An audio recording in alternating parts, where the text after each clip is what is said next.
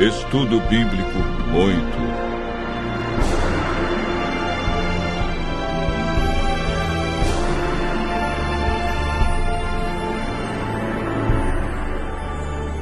O milênio.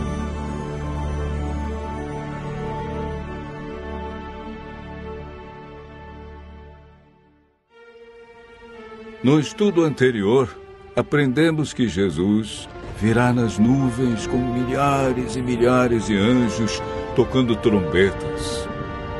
A Bíblia diz que ele vem de maneira visível, literal, e que todo olho o verá. Aprendemos que por ocasião da volta de Jesus, haverá 4 classes de pessoas na terra. A primeira é composta pelos justos mortos, que farão parte da primeira ressurreição.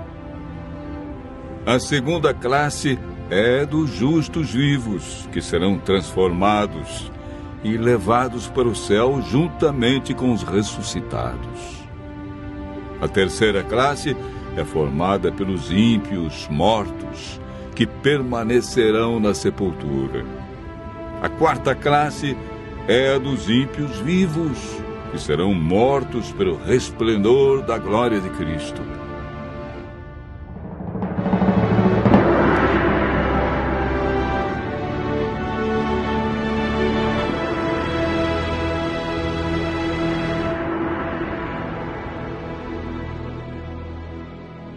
Hoje vamos aprender um pouco mais sobre o milênio.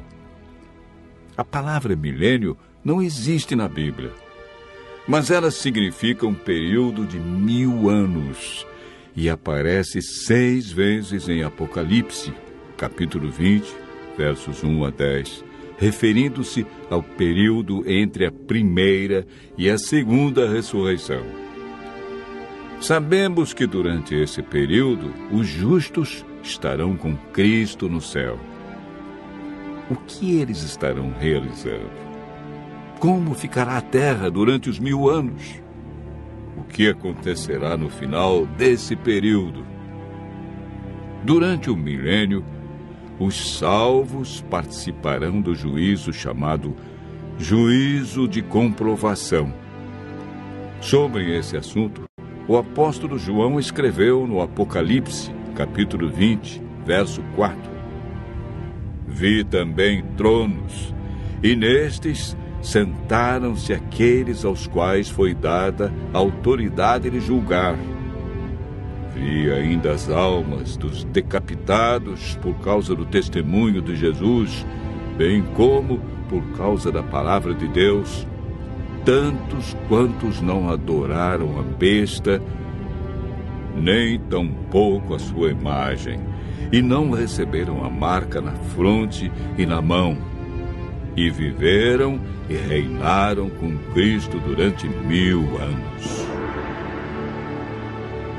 O apóstolo Paulo, em 1 Coríntios, capítulo 6, versos 2 e 3, afirma: Ou não sabeis que os santos hão de julgar o mundo? Ora, se o mundo deverá ser julgado por vós, sois acaso indignos de julgar as coisas mínimas? Não sabeis que havemos de julgar os próprios anjos? Quanto mais as coisas desta vida. Esse julgamento que ocorre durante o milênio não decide quem está salvo ou perdido. Essa decisão é tomada por Deus, em resposta à aceitação ou rejeição de sua graça, antes da segunda vinda. Todo aquele que não participar da primeira ressurreição não terá parte na vida eterna. Esse julgamento no qual os santos participam tem o propósito de responder a qualquer questão que os justos possam ter sobre a razão pela qual os ímpios se perderam, confirmando o veredito de Deus sobre eles. Enquanto isso ocorre no céu, qual é o cenário aqui na terra? O profeta Jeremias, no capítulo 4, versos 23 a 26, e capítulo 25, verso 33, responde da seguinte maneira: olhei para a terra, e ei-la sem forma e vazia, para os céus, e não tinham luz. Olhei para os montes, e eis que tremiam, e todos os outeiros estremeciam. Olhei, e eis que não havia homem nenhum, e todas as aves dos céus haviam fugido. Olhei ainda, e eis que a terra fértil era um deserto, e todas as suas cidades estavam derribadas diante do Senhor, diante do furor da sua ira.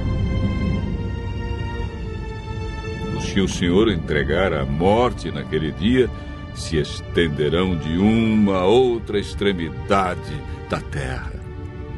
Não serão pranteados, nem recolhidos, nem sepultados.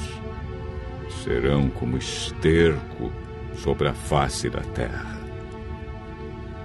O milênio é o período em que se cumpre esta profecia, quando a terra ficará sem forma e vazia como um deserto, como um abismo. Não haverá pessoa viva e as cidades estarão todas destruídas diante da vinda de Cristo.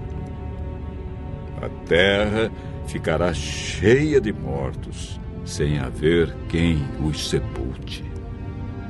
Estas circunstâncias são as cadeias que prendem Satanás a esta terra, contemplando o resultado da sua obra de morte e destruição, conforme descrito por João em Apocalipse 20, versos 1 a 3. Então vi descer do céu um anjo. Tinha na mão a chave do abismo e uma grande corrente. Ele segurou o dragão, a antiga serpente, que é o diabo, Satanás, e o prendeu por 1000 anos.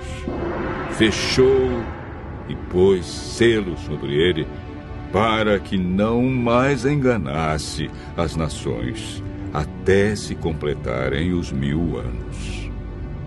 Depois disto, é necessário que ele seja solto pouco tempo. Após os 1000 anos, ocorre a segunda ressurreição. Farão parte desta ressurreição todos que rejeitaram a Cristo, sua lei e seu plano de salvação. Apocalipse capítulo 20, verso 5, afirma: os restantes dos mortos não reviveram até que se completassem os 1000 anos. Esta é a primeira ressurreição. Eis agora o grande drama do Apocalipse. Acabaram-se os 1000 anos. Deus ressuscita todos que o rejeitaram e, consequentemente, Satanás é solto de sua prisão. Apocalipse capítulo 20, verso 3, diz que, depois disto, ou seja, depois do milênio, é necessário que ele seja solto pouco tempo. Por que pouco tempo?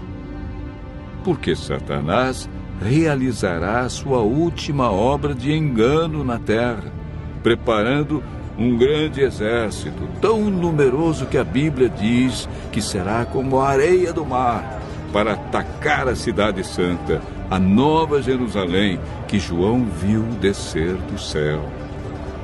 Esse maravilhoso acontecimento é descrito por João em Apocalipse, capítulo 21, verso 2. Vi também a cidade santa, a nova Jerusalém, que descia do céu, da parte de Deus, ataviada como noiva adornada para o seu esposo. Enquanto isso, Satanás reúne seu grande exército. Ele tem milhões de pessoas que foram ressuscitadas na segunda ressurreição. Apocalipse, capítulo 20, verso 9, diz: marcharam, então, pela superfície da terra e sitiaram o acampamento dos santos e a cidade querida.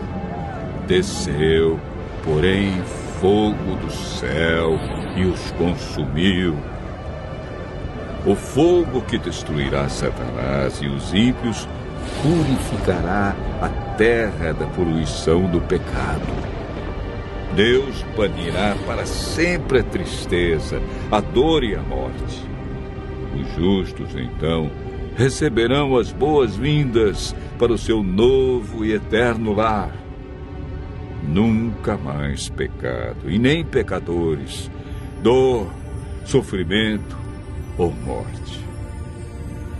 Continue ouvindo a voz de Deus e se preparando para um novo céu e nova terra,